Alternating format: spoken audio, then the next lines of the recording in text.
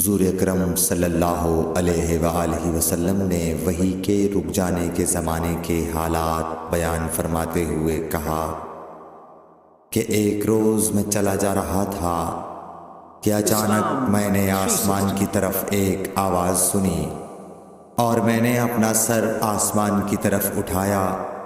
کیا دیکھتا ہوں کہ وہی فرشتہ جو میرے پاس غار حرا میں آیا تھا وہ آسمان و زمین کے بیچ میں ایک کرسی پر بیٹھا ہوا ہے۔ میں اس سے ڈر گیا اور گھر آنے پر میں نے پھر کمبل اوڑھنے کی خواہش ظاہر کی۔ اس وقت اللہ پاک کی طرف سے یہ آیات نازل ہوئیں، اے لحاف اوڑھ کر لیٹنے والے، اٹھ کھڑا ہو اور لوگوں کو عذاب الہی سے ڈرا، اور اپنے رب کی بڑائی بیان کر، اور اپنے کپڑوں کو پاک صاف رکھ اور گندگی سے دور رہ۔